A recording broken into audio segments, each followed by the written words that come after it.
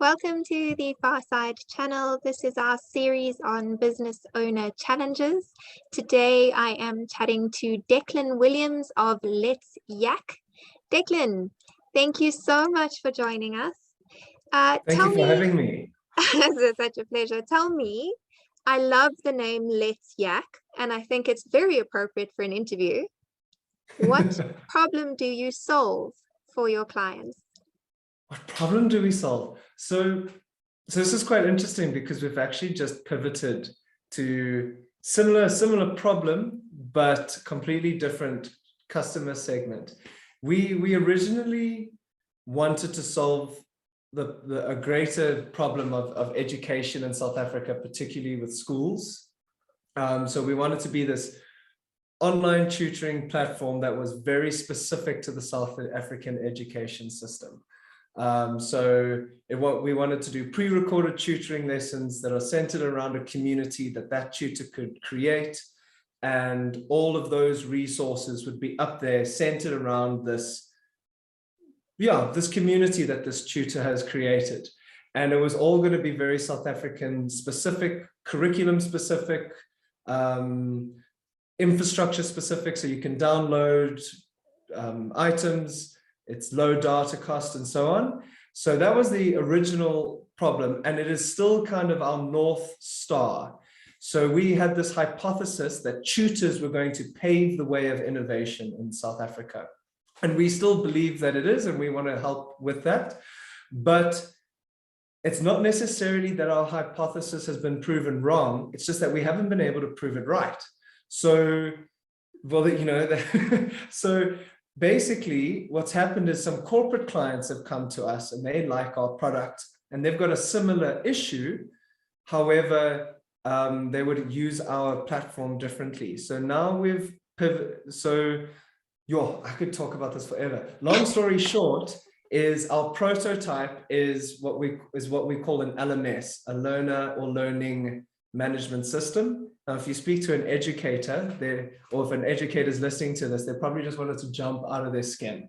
Because the moment you hear LMS, I used to be a teacher, and the moment we heard LMS, it was just like, damn, this is going to be more work for me, or I'm going to have to spend weeks in some training to learn how to do it. So I like to call it an LXP, so a learner experience platform, but you can't debrand a whole worldwide acronym.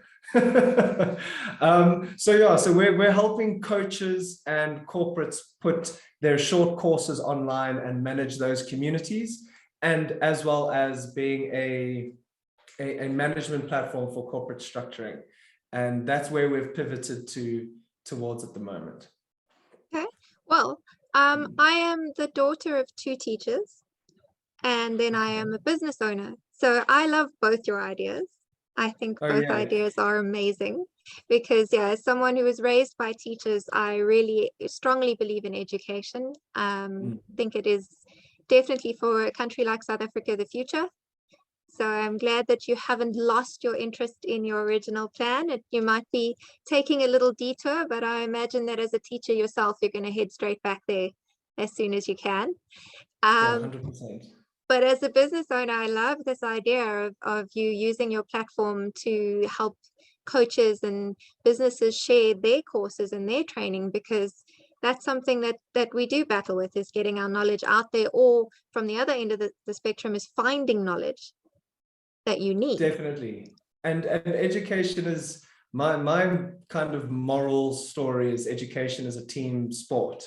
And so creating a platform that was centered around the community, and then you put education around it instead of the traditional way, whereas the content is in the middle and then you put the community around the content. It didn't just make sense to me. So we've flipped it, and we're hoping it works. But I think it's the good way. It's proving to be good so far. That's awesome. And how long have you actually been running this, Declan? So we started in 2020, traditional startup kind of light bulb moment. We went into lockdown. We used Microsoft Teams, which at the time was a corporate tool that they just slapped an education sticker over. And I continued to teach with it for about 2 years, and they were really good at listening to teacher problems. So they innovated and they added and as fast as they could. So it's quite a useful tool at the moment. And then I just thought at the time, surely we can do this better. And the famous old saying. And we went on the journey, and then we realized that trying to compete with massive LMSs like that wasn't a great idea. So we went for the tutoring thing, and then we built a prototype, and our prototype ended up being an LMS. And that's how people wanted to use it. LMS with a bit of sprinkling of the community thing that we push. And so we started that in 2020, and it's been a side project. So it's myself and 3 other co-founders. So it's the 4 of us, and the other 3 code, and I'm the businessy guy. And essentially it's been kind of like a cool little project that we got together once every 2 weeks as a group of friends. And then we got to the end of last year, and we've coded enough where I ended up feeling like I was the bottleneck. Because when you're coding and you're building something, or it doesn't even have to be coding, when you're building something, the bottleneck is how fast you can build. But now it says, how fast can I sell? How much can I get marketing and business structures and processes around it? So I decided to leave at the end of last year. I basically just self-reflection and a few events that came my way. And I just decided, my team and I thought me working full-time on the platform was, from the business side of things, was a good idea. So I've jumped ship, no income yet. I've got a very supportive fiance, and I cashed in my pension. So it's been about 2 years of it being a cool project with friends, and about almost a year now of working on it full time. Actually, no, not almost a year, 6 months of working on it full time. That's really exciting. And I applaud you. It takes a lot of courage to leave your stable job with your stable income and go, I believe in this enough to throw my weight behind it. So yeah, well done. It's terrifying. It is terrifying. And you only realize it 3 months later, because it's almost like it's this really cool thing that you've done. And then all of a sudden, you just see that savings start to deplete, and no money's coming in. And then you're like, shit, I don't know if this was a good idea. And then there's days where you ask me for interviews. You're like, what, this is worth it, and it's cool. And then there's days where money's not coming in, and you're like, So yeah, it's been it's a fun journey so far. It's a crazy journey. Let me tell you something. I've been doing this for 15 years, and you still go through your ups and downs. You have your roller coasters constantly. So just be a different thing that's making you grit your teeth in 5 years' time. That's all. So, but it's always worth it feels like it's always worth the ride, especially when you're on the upswing. Well, fingers crossed.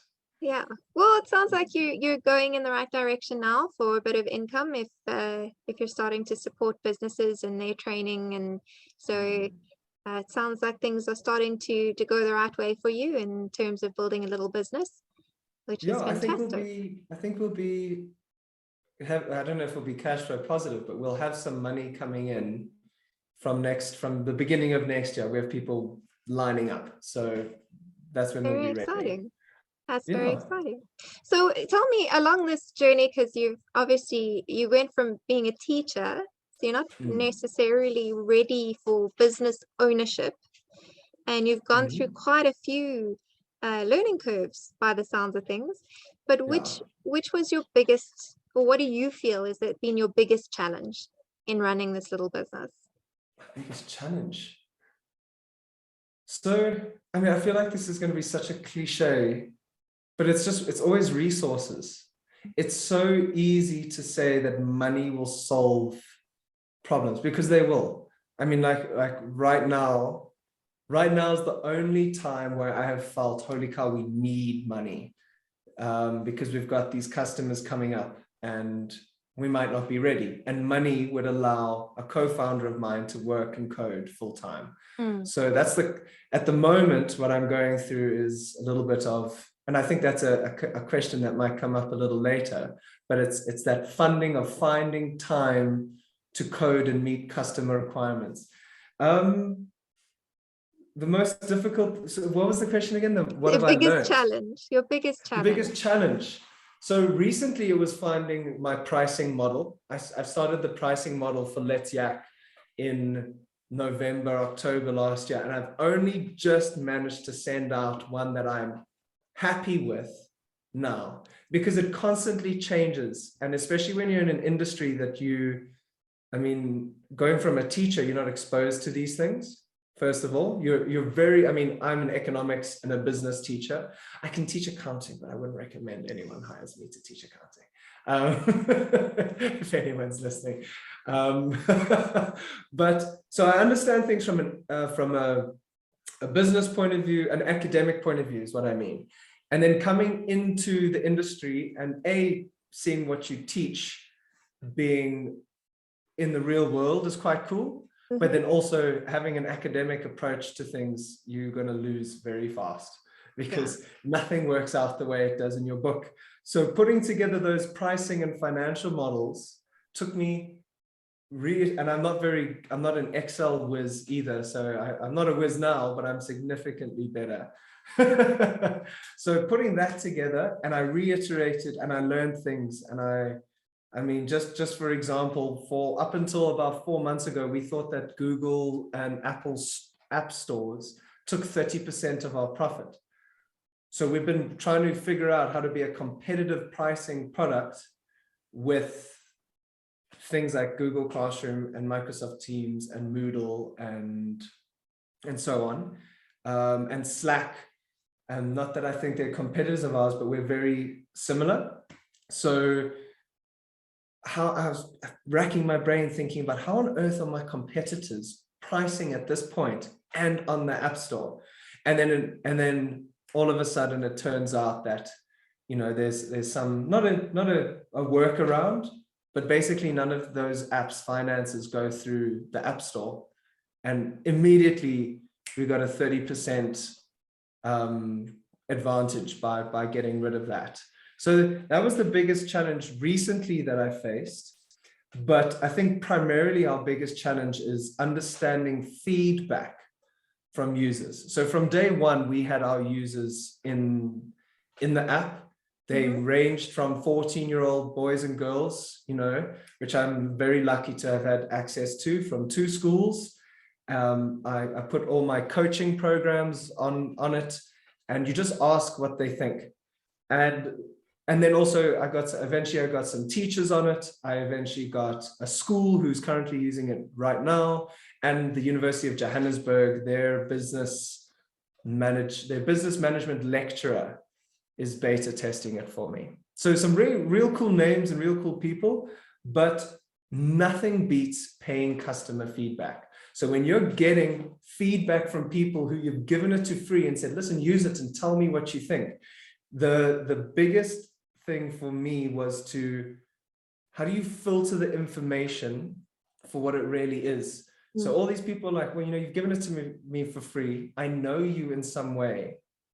So I'm going to either tell you what you want to hear, or I'm going to dress it up.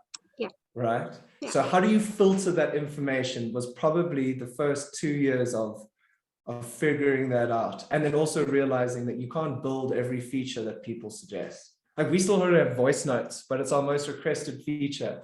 But if people lost their documents that they had stored on the cloud on our platform, I think they'd be a little bit more upset than not having voice notes.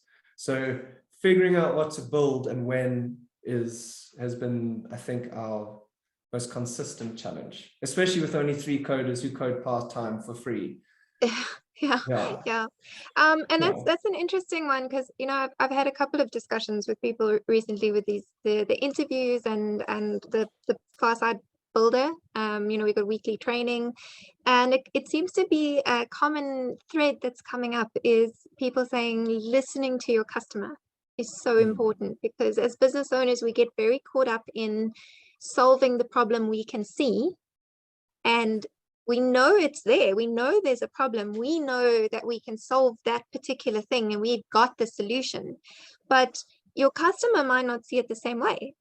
They might not see it as a problem, or they don't realize that, well, as an example, in my business for the accounting, and I try and help people build a business that exists without them to reduce strain and burnout and that sort of thing. I know there are certain processes like setting up your accounting properly that will help someone with their time management and their planning and future developments. But when you're talking to a client, what they're worried about is they want more time in their day. That's what they want right now. They don't want you to come and tell them, oh, well, we can do your accounting, because they're like, no, I can do my accounting. I can do my bookkeeping. But so it's listening to what your customer's saying so that you can provide them a solution that will meet what they want and still give them the solution they actually need, which is not the same thing. Not at all. Not at all.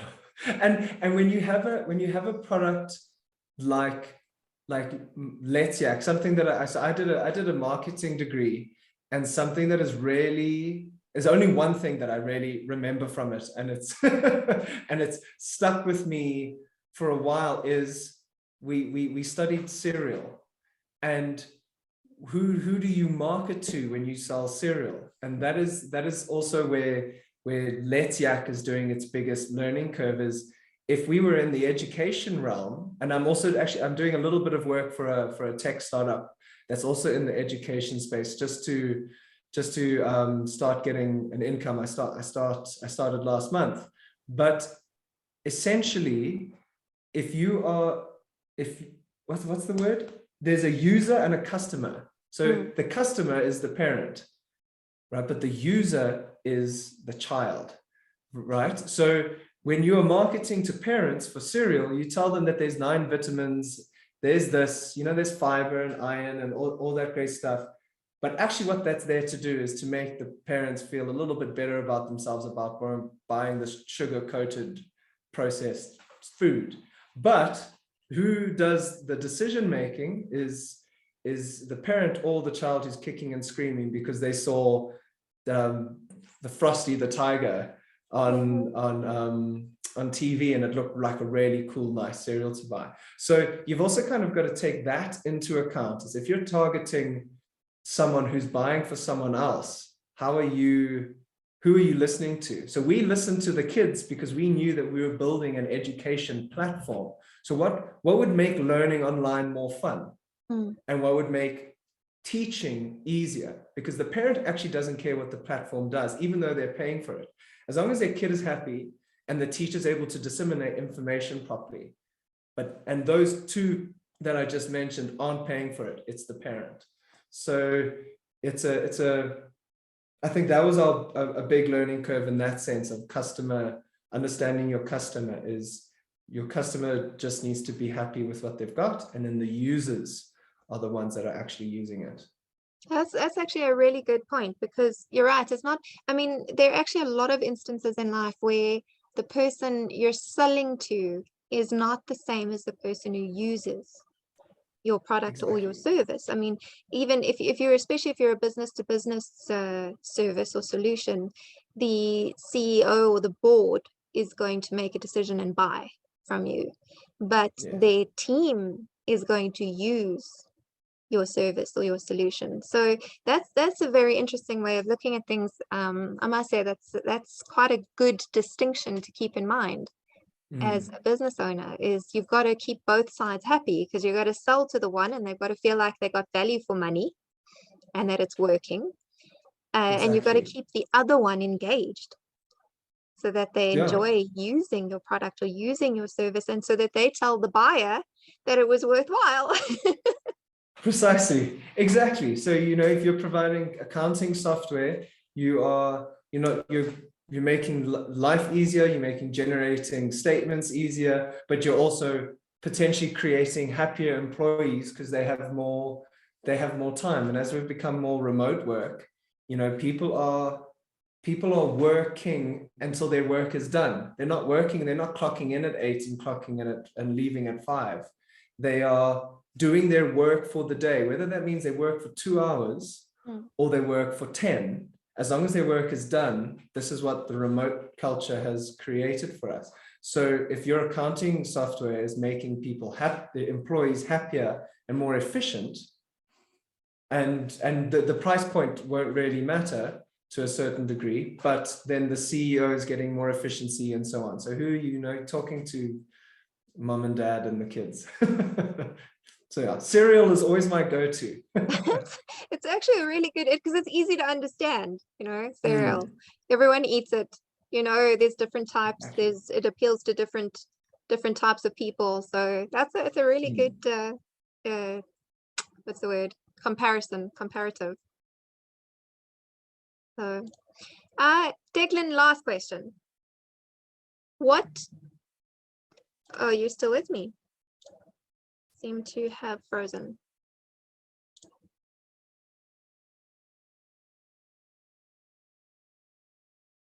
Technical issues.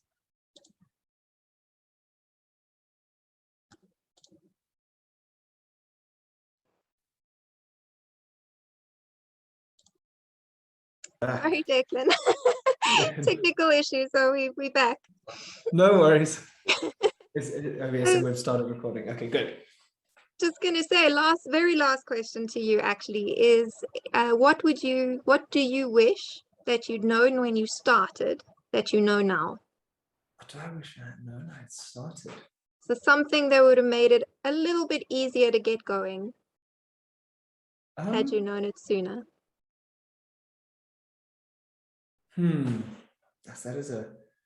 If I had known it sooner. So I mean, just from a coding point of view, I would have. So basically, and this is only something that could have been known in hindsight, because all of us are learning as well. Hindsight is 20/20 vision. But basically, we're going through a restructuring of our app building now, because we had built something too rigidly. So it was built in such a way where you couldn't change the names of. So for example, in your cloud storage, you can't change your folder names. So a bit more adaptability and flexibility in our code for future development would have been, in hindsight, something that we could have done. But at the same, I actually don't know if I have anything, because it's the more you learn through your processes, the more personal your business becomes and the more you understand it. So I guess the learning that I have have to be from a company that I started in 2016. I started a company called Flowponics, and basically what we wanted to do was put hydroponic farms inside shipping containers. And long story short, it wasn't a success, and we closed it down 2 years later. And what I learned from that was that you need to know what industry you're going into. So I just saw that hydroponic farms was the thing, and I was hopping onto a trend, and I thought it was a great idea. And I do believe that I had built a great idea around it. But in order to scale and get things going, I mean, we ended up building a big farm inside a room, not too small, not too much bigger than this, actually. And I know you can't see the size of the room, but it was about 10 meters long and 2 meters wide. And I had to be an engineer. I had to figure out the best way to build a structure to get the best lighting onto our vegetables. I had to be a chemist, because I needed to figure out the right ratio of potassium to nitrates for the plants, and what killed them and what put them into bloom, and then the temperature of the water, what degraded the roots, and so on. So going from that to building an ed tech company, I realized how much less stressed I am, because I understand teaching. It's what I do. I've innovated in a realm that I'm in, whereas I have no idea how to farm. I don't have a family who farms, let alone likes to garden. I know nothing about chemistry or engineering, and I built a company whose basically 4 pillars are those things. And it was reasonably successful, and we started making money, unlike this company at the moment. But I feel like we have a lot more foundation set to be able to start growing. Whereas, I think I was just taking it day by day in that other one. So I think that's what I learned is innovate in areas that you're not an expert. I would not say I'm an expert in any means, but I am definitely a lot more knowledgeable than farmer Declan was. So, so innovate in what you know is a lot less stressful. Having to learn about the product that you are trying to sell and innovate in, and learn about your market and learn how to be an entrepreneur is just too much. That was my experience. That's amazing advice. So I hope there's people watching that are really paying attention, because you actually gave two very good pieces of advice there. And the innovating in your area of expertise is important, because yes, becoming a business owner is far more complex than people expect. You also now need to learn 1,001 things about running a business. So if you're learning how to do that business at the same time, you're going to end up burnt out and stressed and very sorry that you took this path. Whereas like you have now, you're saying you're actually quite comfortable. Yes, you're still learning, and yes, you're still, maybe you haven't turned the amount of income that you did with the other one, but you're happier in this situation. So that's fantastic. But also actually you're talking about the rigidity of your software and your coding. And I actually think that's a really good business lesson in general, is, be careful not to paint yourself into a corner with your plans and your strategies, because things are going to come at you that you weren't expecting, and you need to 100%. Be able to recode your plans. So I think that's two really, really good lessons for anyone who's about to open a business. So thank you. Yeah, and actually, if I may steal another minute, the third lesson is not being so rigid in your learning. When I got that entrepreneurial bug, it was in my final my final marketing year at varsity, and I firmly believe that if you will never be too busy. In that year, I had started Flowponics. I'd gone to World Champs for rowing. I had finished off a marketing degree, and all was running well. It was not sustainable, but you can always make it happen. Yeah. And that's also where I got my love for learning. And I think the most valuable thing I've learned is two things: A, how to unlearn things, right? And then B is also how to contextualize and make your learning relative to you. Everything out there is very Americanized. So the moment you go and learn how to do a startup, you'll probably find Masters of Scale from Reid Hoffman. That's a podcast that'll pop up. The Lean Startup is a book that pops up, and a bunch of others. And they're very Americanized. And basically, all of your social media, especially mine, starts becoming quite clouded by this Americanized culture of entrepreneurship. And our entrepreneurial climate, just like our economic climate at the moment, is so different. There's no money available. There's very little money available for the venture capitalists in South Africa are quite risk averse in comparison to America. For example, we almost got sued by a company with a similar name to ours last year from America. And I Googled them, and the first thing that pops up was a $200 million seed round raise. So the moment I saw that, I just kind of gave in, because I knew they had the money to fight me with lawyers. So where was I going with this? So just making sure that you understand that everything you learn will be Americanized or European, and translate it into a South African context. Like the best example I can give you is the pitch deck. The American pitch deck is like, the first thing people will tell you to do is go look at the Airbnb pitch deck. It is ugly, and it has like 5 words on each slide. If you had to send that to a South African venture capitalist, they would laugh at you. A South African venture capitalist needs numbers, needs an explanation of your slide. Why this, why that? And they kind of need their hand to be held a little bit more to feel comfortable.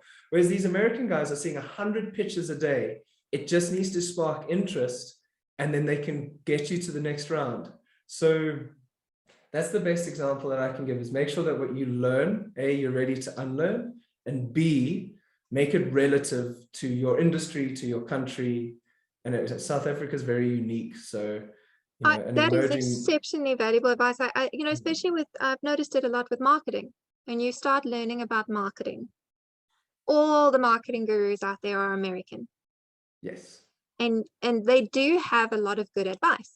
There are principles of marketing that work no matter where you are, but you can't follow their step-by-step guides for America in South Africa. You will not get the results that they are getting.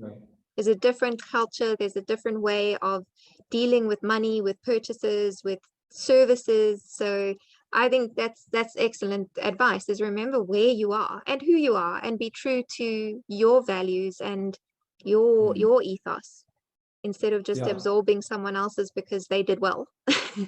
Exactly.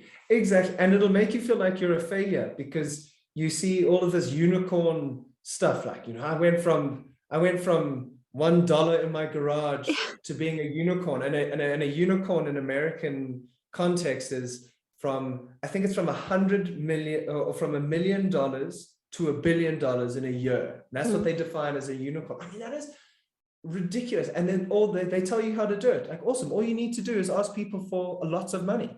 And you're like, oh shit, really? Okay, cool, thanks. Like, you know, and I felt like I needed to rush and ask people for money and do things and ask mentors. You know, that's another American thing. Ask for mentors. I agree with the ask for mentors thing, but you've got to have a business and understand what you're going for before you can ask for advice. I mean, I asked for a mentor, and people just said, well, just build and then come back to me. And I'm 2 years later, I don't have a mentor and I'm still building. So it makes sense, but just put it into your context.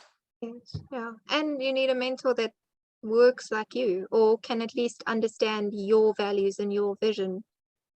So, and who's been where you've been.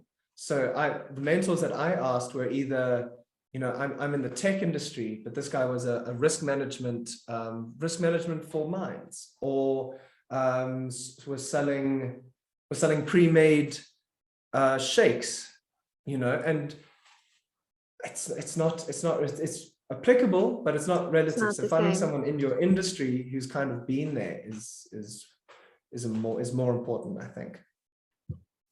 Declan, so much good advice today. Anyone watching is definitely going to be able to build a better business after listening to this. Thank you for sharing. Really, thank you. I hope so. I think learning from people's mistakes and not making them is what I'm trying to do, and I'm making lots of mistakes. So hopefully people can make less. Oh, we all do, don't worry. Thank you so much for joining me today. If anyone has watched this and they want to get in touch with you, just to connect or potentially to put their training course on your platform, what would be the best way of getting hold of you? So I would love to be able to say go to letsyak.com, but at the moment you'll just find a really ugly website. You can my email address is declan@letsyak.com, and if you would rather contact me over social media for some reason, all of my handles are @Declan C. Williams. But yeah, feel free to email me. Awesome. I'll put them below the video as well, so people can just click on them and can find you on, either they can just email you, or they can maybe LinkedIn. We'll share your LinkedIn. Yeah. Oh yes, and over LinkedIn. Yeah. And then if you're listening to this in a couple of months, letsyak.com will be up. We'll be working.